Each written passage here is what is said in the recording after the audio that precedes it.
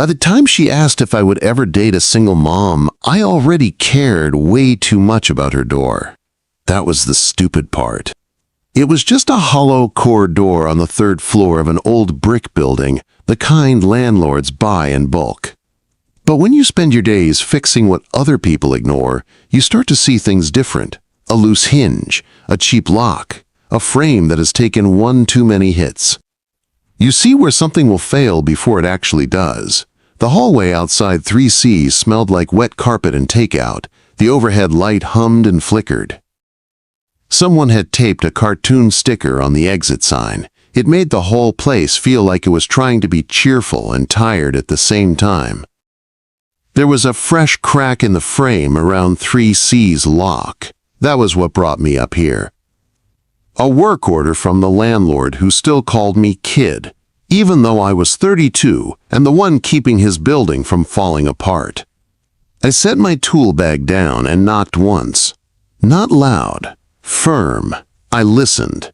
Inside, I heard the soft pad of feet, then a pause, the faint clink of a chain sliding off a latch. The deadbolt turned, and the door opened 3 inches, no more. One brown eye looked through the gap at me. Calm, sharp, not scared, but on guard. "Can I help you?" she asked. Her voice was low and even, no shake in it. "Jake Miller," I said, holding up the work order so she could see the name and the number. "Building maintenance. Matt said your lock was sticking, and your frame took a hit." Her eye dropped to the paper, then to my tool bag, then back to my face. She used those few seconds to read me, the way I might inspect a wall for water damage, looking for cracks. "You got ID?" she asked. "Yeah," I said. I pulled my badge from my shirt pocket and held it in the gap. She studied it longer than most people do. Only when she was done did she open the door wider. The chain stayed on. I did not push it. "Sorry," she said. "I do this with everyone now." "No reason to be sorry," I said. "You are doing it right." She clicked the chain off and stepped back. "Come in," she said. "I'm Lauren Hayes." Quote. I stepped inside and let the door close behind me. Her place was small but cared for. The couch faced the window, not the TV. A blue blanket folded over the back. A row of tiny shoes lined up by the mat, 2 sizes at least. A pink backpack hung on a hook by the kitchen. The only real mess was a pile of crayons on the coffee table and a coloring book open to a half-finished page. A cartoon fox stared up at me from the paper, missing half its fur. The crack in the frame was right at shoulder level, splintered inward. Somebody had hit this door hard. Once. Maybe more. I crouched and ran my thumb along the damage. Cheap, soft wood. The kind you can mark with a fingernail. "Someone try the door?" I asked. Lauren leaned her hip against the counter, arms wrapped around herself like she was cold, even though the room was warm. "It's fine," she said. "It is not fine," I said. Somebody put weight on it. She watched my face instead of the frame. I could feel her deciding how much to say. "Last week," she said finally, "my ex, he is not on the lease. I told him he cannot just show up. He did not like that." She said it like she was reading a weather report. Just facts, no drama. "You call the cops?" I asked. "I did," she said. "They came. He was gone by then. They told me to get the lock looked at and to keep the chain on. And to call again if he comes back." Her mouth twisted a little when she said that last part. We both knew how that usually went. I nodded and set my tools out on the mat. Drill. Chisel. Longer screws. A solid strike plate. You cannot change a whole life with a door, but you can at least make it harder for trouble to walk in without asking. "How old?" I asked, nodding toward the backpack. "6, she said. "Emma, she is at school." Her voice softened on the name, like that one word was the warmest thing she had. I opened the door and looked at the jamb from the hall side, then closed it and checked how the lock caught. It stuck halfway, then jumped with a loud thunk. "How long has it been like this?" I asked. "A while," she said. "It got worse this month." "You should have called sooner," I said. "I did," she said. "Matt kept saying he would send someone. Guess he finally meant it."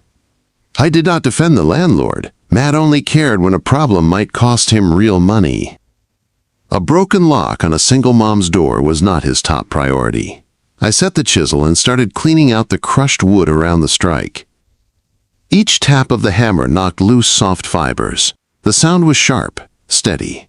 It filled the quiet room. Lauren moved around the kitchen while I worked.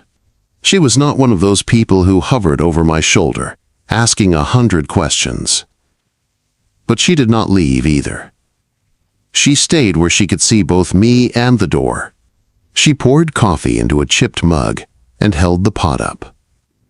"You want some?" she asked. "Sure," I said. "Black is fine." She poured a second mug and set it on the counter near me.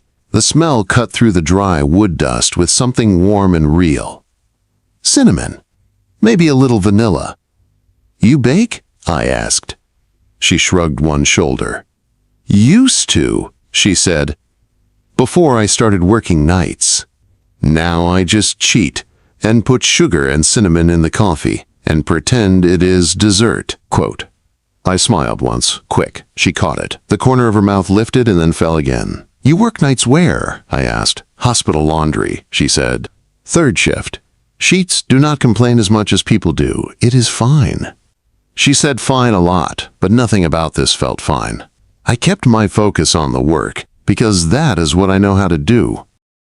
I cut out the soft wood, then slid a strip of oak into the hollow I had carved. The oak was narrow, no thicker than my thumb, but it was strong. When I tapped it in, it locked tight against the frame. The pine gave way around it, like it was relieved to have something solid to lean on. Lauren watched my hands. Not like she was flirting, like she was measuring if I really knew what I was doing. "What's that?" she asked. "Hardwood shim," I said. The old screws were just biting into soft wood and drywall. The first good hit, and they ripped out. This gives the lock something real to grab. "So you are giving my door a backbone," she said. "Something like that," I said. I swapped the tiny factory screws for ones that reached deep. Each one pulled the strike plate in tight. The drill whined, then settled as metal met wood and held. "You live in the building?" she asked. "Yeah," I said. "First floor, back corner. I keep my tools in the basement. Matt gets free labor when something breaks. I get cheap rent and space for my saws. It works." "You do this full time?" she asked. "Mostly," I said. "Maintenance for him, then I build custom stuff on the side. Tables, shelves, kitchen islands, when someone wants to feel fancy." She smiled again, a little more this time. "You like it?" she asked. "Fixing things?" I said. "Yeah, it is honest. Either it holds or it does not. No pretending." She went quiet at that, like the word pretending had hit somewhere close. When I was done with the lock, I closed the door and tested it. The bolt slid smooth into the new wood. When I hit the door with my shoulder, not hard but with some weight, it held. The frame did not even creak. I opened it again and stepped back inside. "Try it," I said. She set her mug down and took the knob. She turned it, closed the door, and locked it. The bolt clicked into place with a firm sound. Her shoulders dropped a little. "It feels different," she said. "Stronger," I said. "If someone hits this door now, the wall is what they are really hitting, not just the trim." She looked at the frame like she was seeing more than wood. "Thank you," she said. "No problem," I said. "If your ex shows up again and tries it, call the cops, then call me. I want to see how my work holds up." She huffed out a small laugh. "You say that like you are talking about a science project," she said. "In a way, I am," I said. "Pressure shows you what was built right, and what was just pretending to be solid." She leaned her shoulder against the wall and studied me for a second. "You always talk like that?" she asked. "About doors and pressure and pretending?" "Only when I have had enough coffee," I said. Her eyes warmed at that. Not a full smile, just a softer look. The wall clock in the kitchen ticked on. Outside, someone slammed a car door. Life kept moving. Inside, there was the small bubble of quiet around us that felt like it wanted to turn into something else if we let it. Lauren broke it first. "Can I ask you something personal?" she said. I wiped my hands on a rag. "You can ask," I said. "I can decide if I answer." "That is fair," she said. She looked down at her hands for a second, then back up at me. Her eyes were different now. Not sharp, not flat, open, a little scared. "If this is weird, you can pretend you never heard it," she said. "I just need to know what someone like you thinks." "Someone like me?" I asked. She nodded. "A guy who shows up when something is broken," she said, "who has his life kind of together, who is not 22 and still figuring out laundry." I waited. My heart gave one solid, heavy beat, like it knew where this was going before I did. Lauren took a small breath. "Would you ever date a single mom?" she asked. For a second, I thought I misheard her. "Say that again," I said. She didn't look away. "Would you ever date a single mom?" Lauren asked. "Like, actually date her. Not mess around, not keep it casual, not pretend. Real dating." My first instinct was to crack a joke, say something easy and slide past it, but her face stopped me. She wasn't teasing. She was braced for impact, like she expected me to say no and needed to hear it fast.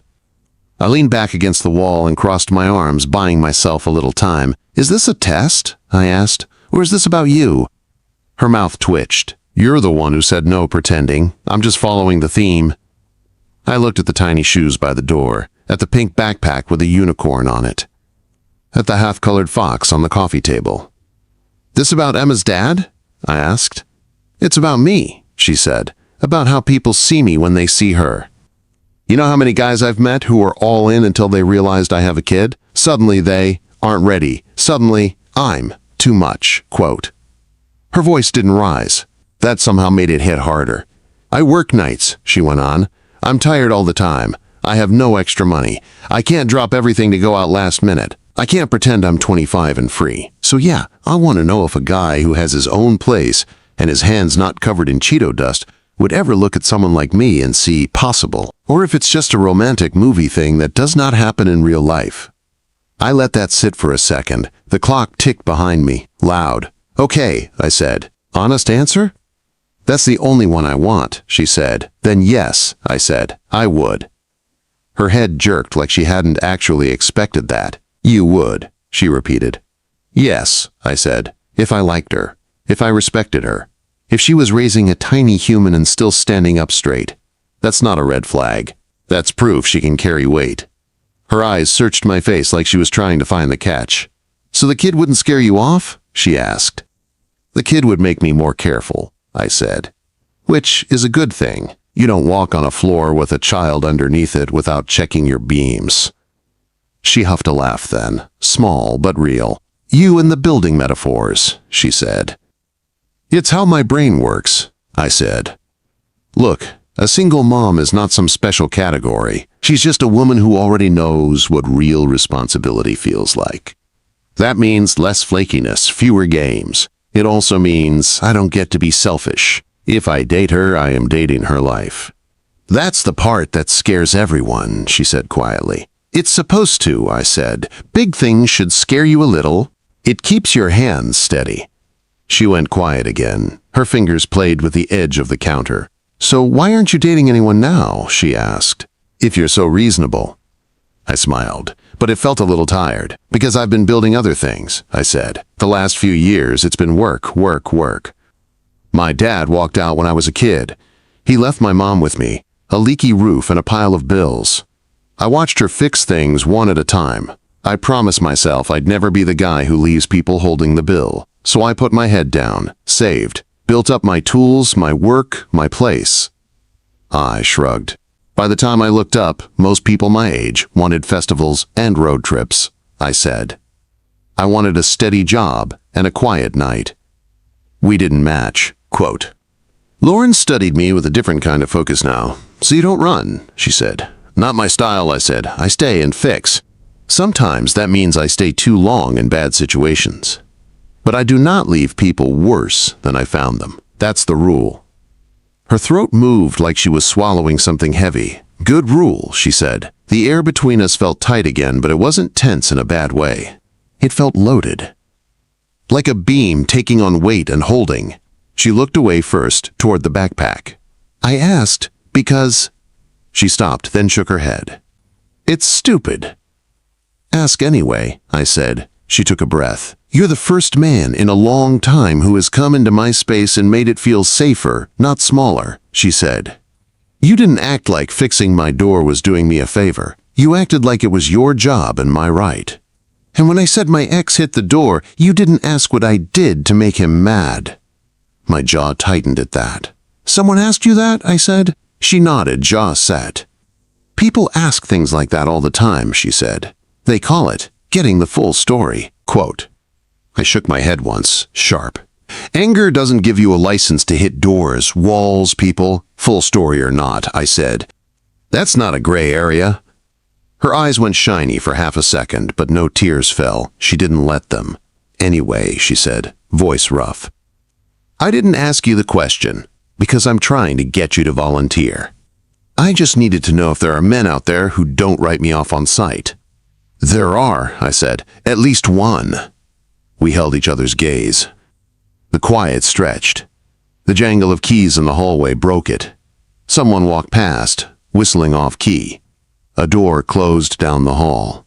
Lauren stepped back like she'd suddenly remembered we were strangers. Sorry, she said. That got heavy. Heavy is okay, I said. Heavy is real. She gave me a small, crooked smile.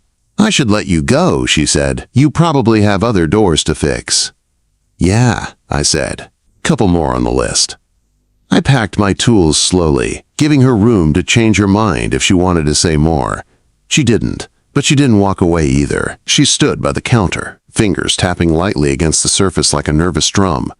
When I picked up my bag, I nodded toward the door. Text me if the lock feels off, I said, or if he shows up again. I don't have your number, she said. I pulled a card from my pocket and slid it onto the table. It had my name, my small side business, and my cell. That rings in my pocket, I said. Day or night.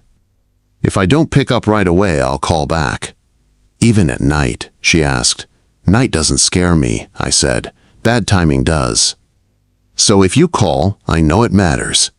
She looked at the card like it was heavier than it looked. Thank you, she said, for the door. For answering the question. No problem, I said. I reached for the knob. Before I could turn it, she spoke again. Jake, she said. Yeah, I looked back at her. If I ever did ask you to, do more than fix the door, she said, cheeks flushing. I would not ask as a test. I held her gaze. Good, I said. Because I don't do test runs with people's lives. Quote. Something flickered in her eyes, a mix of fear and something else. Hope, maybe. Or interest she was trying hard to hide. I stepped into the hallway. The light buzzed overhead. The air felt colder out here.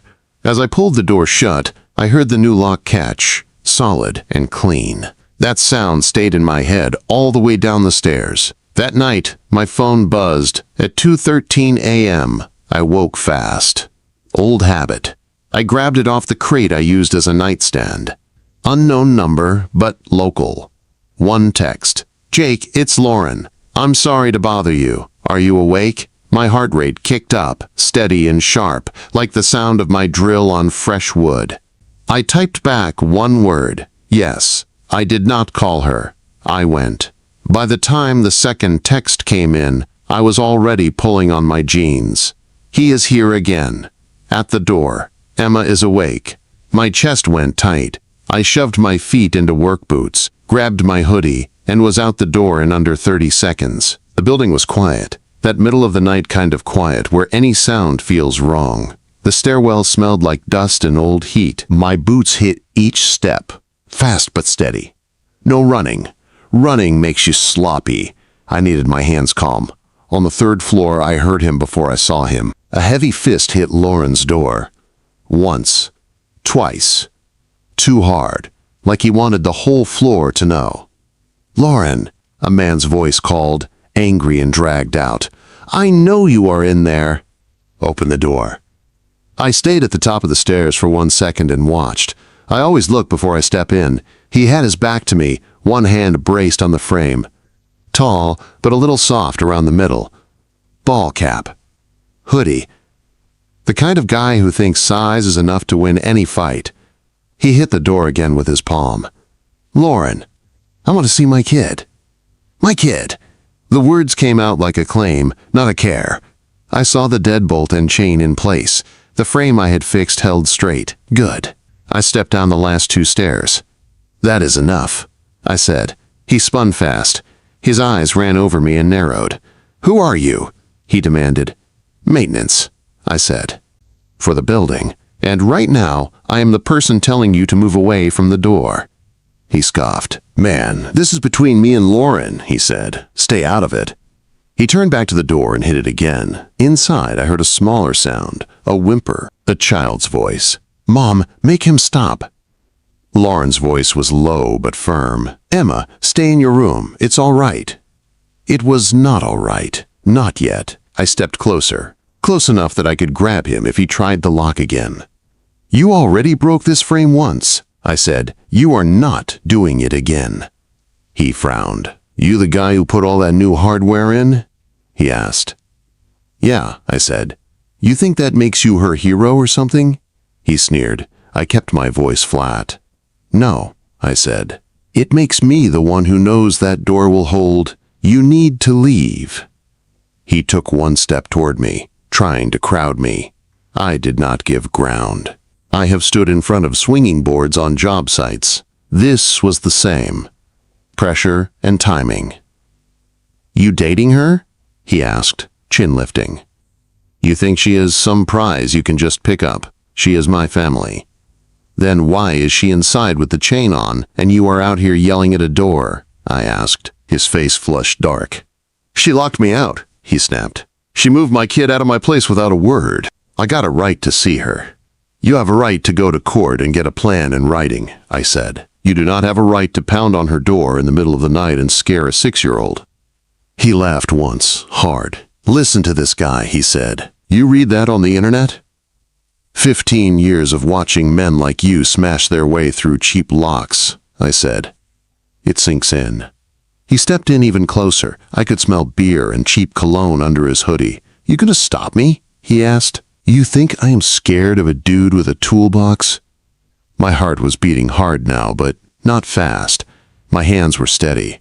I slid my phone out of my pocket and hit the side button twice. It started recording. Then I hit call and dialed 911, speaker off, leaving it in my hoodie pocket. The operator would hear enough. "I already did stop you," I said. "You hit that door again, and this turns into a police report with your name in it and a recording to back it up." His jaw clenched. "You a cop?" he asked. "No," I said, "just a man who knows how paper works." "Jake," Lauren's voice came through the door, tight. "Is he gone?" The guy's eyes widened. "So she sent you out here," he said. "You a guard dog now?" He raised his fist, like he might try to push past me. I shifted my stance, put my weight where I could move fast. The operator's voice came through my ear quietly. 911. "What is your emergency?"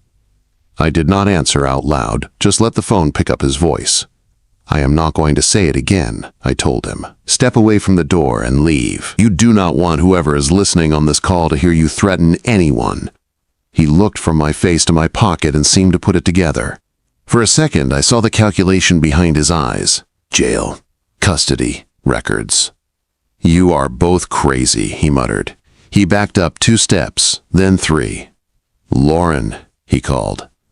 "You better call me back, or you will be hearing a lot more from me." He turned and walked down the hall, muttering under his breath. I stayed where I was and listened until I heard the stairwell door open and close. Only then did I pull my phone out. "Sir, are you safe?" the operator asked. "He left," I said. "3rd floor of the Maple Street Apartments." Guy was banging on a door where there is a history of trouble. The woman inside has a kid. I have a recording if she wants to file something. "Officers are on the way to check," she said. "Please stay on scene if you can." "Yeah," I said. "I can." I hung up and turned back to the door. "Lauren," I said. "It's me. He is gone." The deadbolt clicked slowly. The chain rattled off. She opened the door partway and looked out. Her eyes were wide, pupils large in the dim hall. Her hand still held the frame. "Is he really gone?" she asked. "Yes," I said. "He is headed down. Patrol is coming to cruise by." She closed her eyes for a second. When she opened them, there were tears stuck on her lashes that did not fall. "Thank you," she said, voice low. "Can I come in?" I asked. "Just until the cops get here, so you are not alone." She nodded and stepped back. Inside, the air felt tight. Emma stood near the couch in a too-big t-shirt, clutching a stuffed bear. Her eyes were red, cheeks wet. "Is he mad?" Emma whispered. Lauren crossed to her and knelt. "He is gone," she said softly. "You are safe." Emma looked at me. "Who are you?" she asked. "I am Jake," I said, crouching so we were level. "I fixed your door today. I was just checking to make sure it still works." Her hand tightened on the bear. "Did it work?" she asked. I glanced at the frame, at the uncracked wood, at the lock that it held when it was tested. "It held," I said. "Your mom locked it." The door stayed strong. Emma nodded with a serious little face, like she was filing that away. Lauren's hand rested on the back of Emma's head. When our eyes met over the top of her hair, something moved between us. Not fireworks, not a movie moment.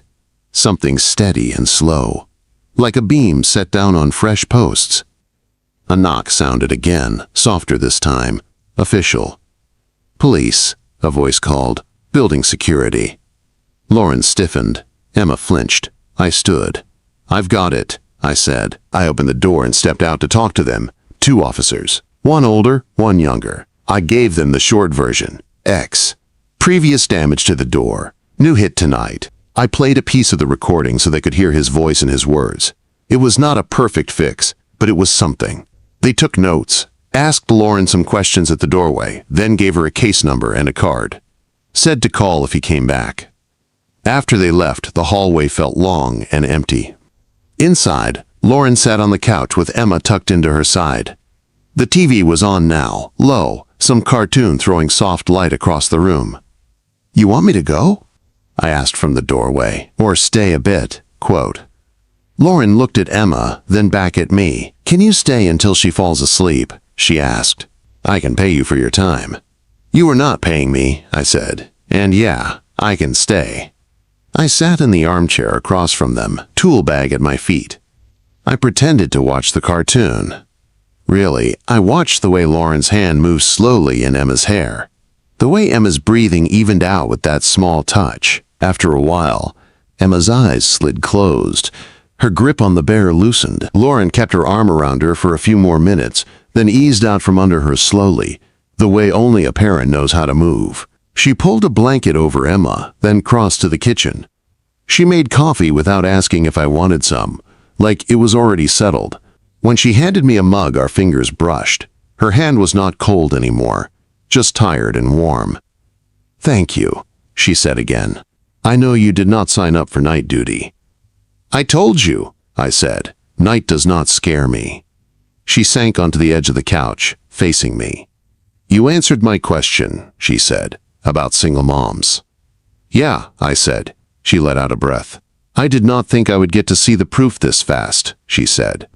Standing in the hall in the middle of the night, telling my ex to back off. "I did it for the door," I said, trying to lighten it. She shook her head. "You did it for us," she said. "For me and Emma." She held my gaze a long second. "You still feel the same way?" she asked. "About the question?" Quote. My heart gave that same heavy beat as earlier. "Yes," I said. "If anything, I feel it stronger." She looked down at her mug, then back at me. Her eyes were tired and soft and clear at the same time. "I have another question," she said quietly, "but I think it can wait until morning."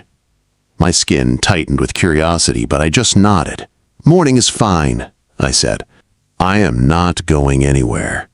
And for the first time since I moved into that old brick building, the thought of not going anywhere did not feel like being stuck. It felt like the start of something worth staying for. I dozed in the armchair for maybe an hour, light sleep, the kind you get on job sites when you are waiting on a delivery. Every creak in the building passed through me. None of them were dangerous. The only steady sounds were the fridge humming and the wall clock ticking. When I opened my eyes for real, gray light was pushing past the blinds. My neck ached. My back didn't love the angle. But I was still in 3C, and the first thing I saw was Lauren in the kitchen. She was in an oversized t-shirt and leggings, hair up in a loose knot. No makeup. She had that just woke up squint, but there was something else in her face too. A kind of calm I had not seen on her yet. "You snore," she said, voice soft. "I do not snore," I said. She lifted one eyebrow. "You do a little," she said. It was kind of comforting, actually. I sat up and rubbed the back of my neck. "How long have you been up?" I asked. "Half an hour," she said. "Emma's still asleep. She finally knocked out hard around 4. She poured coffee and handed me a mug. "Thanks for staying," she said. Again.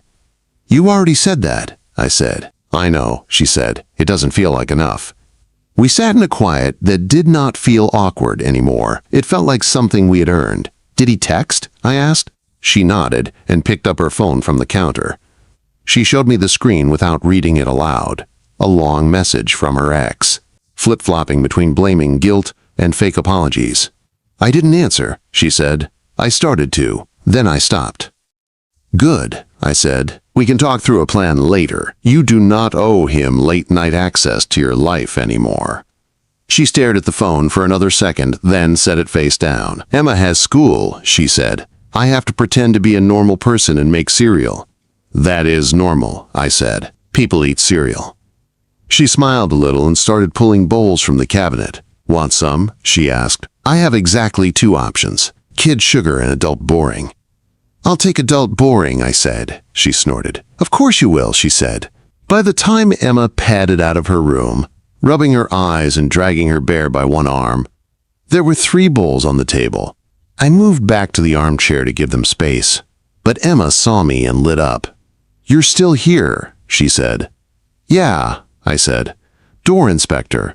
Had to make sure it worked in the morning, too." She nodded seriously and sat down. Lauren watched the exchange with an expression I could not quite read. Soft, careful, measuring. After breakfast, I walked them down to the lobby. Emma's bus stopped at the corner. Lauren stood with a hand on Emma's backpack strap until the bus doors closed and she was on her way. When the bus pulled off, Lauren let her hand drop. She looked smaller for a second with the kid gone. Then she straightened. "So," she said, "morning is here?" "Yeah," I said. "The other question is due," she said. I smiled a little. "You make it sound like homework," I said. She shrugged. "Feels like it," she said. "Big grade attached." We rode the elevator back up in silence. When we stepped into her apartment again, it felt different than it had last night. Same space. New weight. She closed the door, locked it out of habit, then leaned back against it and faced me. "Okay," she said, breathing out. "Here goes." I stayed where I was near the window and waited. I did not fill the quiet. The quiet was hers to use. "You said you don't like pretending with people's lives," she said. "I did," I said. "And you said you would date a single mom if you liked her and respected her," she went on. "I did," I said again. She nodded once, like she was ticking boxes. "Well," she said slowly, "I am a single mom. I think you know that part pretty well now. And I like you. I respect you. A lot. I like the way you show up. I like that you didn't flinch at Emma's meltdown last week in the lobby when she dropped her ice cream. I like that you talk about wood and wiring-like feelings." I let myself smile fully at that. I didn't know that last part was a selling point, I said. "It is for me," she said. She pushed away from the door and took a few steps closer, not all the way, just to the middle of the room. "I don't want you to feel trapped," she said. "You did a good thing last night. You helped us. If this is where it stops for you, I will still be grateful. I will still text you about the door if it squeaks.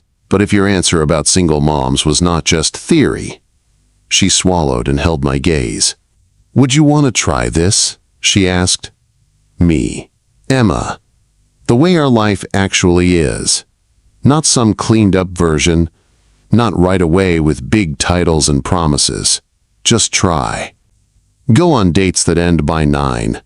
Have coffee at weird hours. Be the man at the door because you want to be, not because the landlord sent you.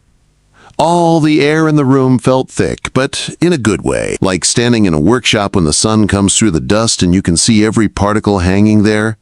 I walked toward her slowly, not dramatic, measured. When I stopped, there were only a few inches between us.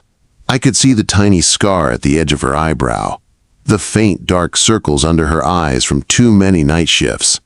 All the real things. "You sure?" I asked. "Because if I say yes, I am not treating this like a weekend project." She let out a shaky laugh. "I don't need a weekend project," she said. "I need something built to last, even if it takes time." I reached up and rested my hand against the frame of her door.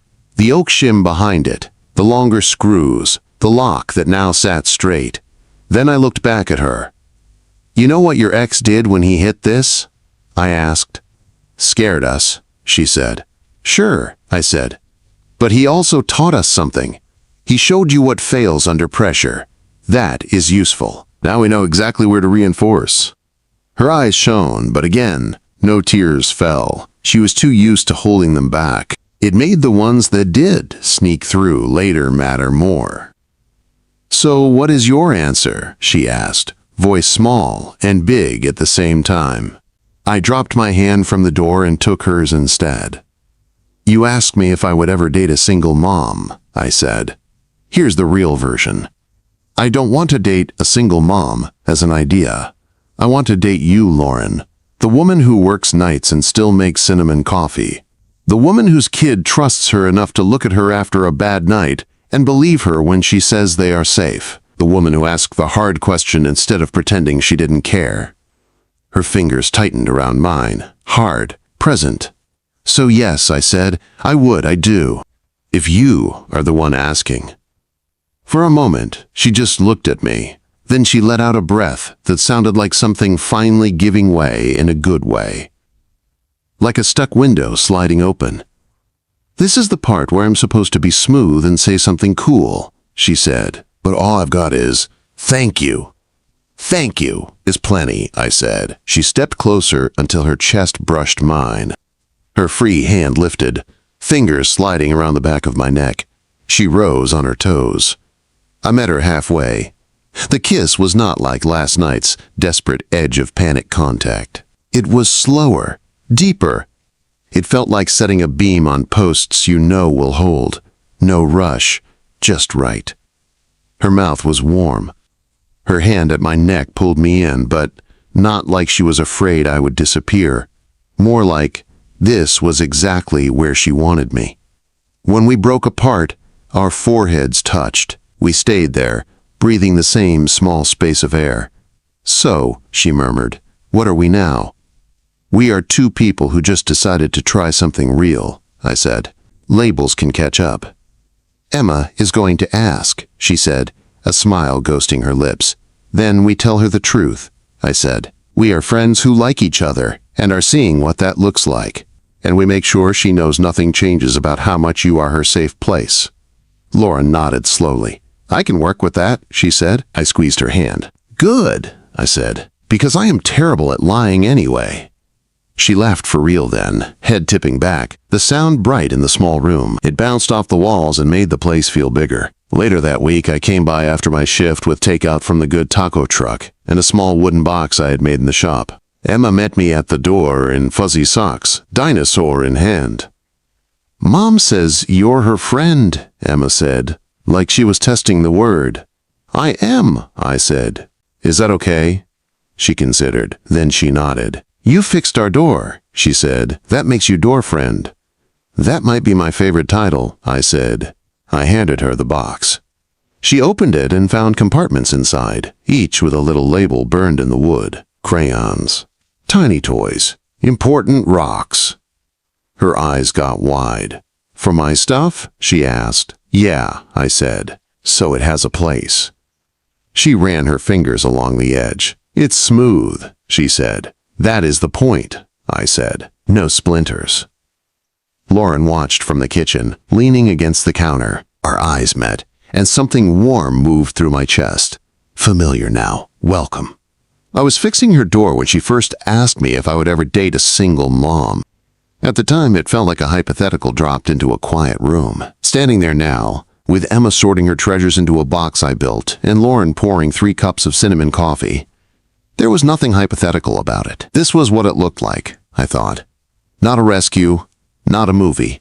Just 3 people in a small apartment with a strong lock, warm light, and the start of something honest. Real life is not about finding perfect materials. It is about choosing the ones that have already been tested and deciding to build anyway, together. And when the right person turns to you in the middle of all that and asks, "Would you ever date a single mom?" you get to look around at the life you are standing in and say with your whole chest, "I already am."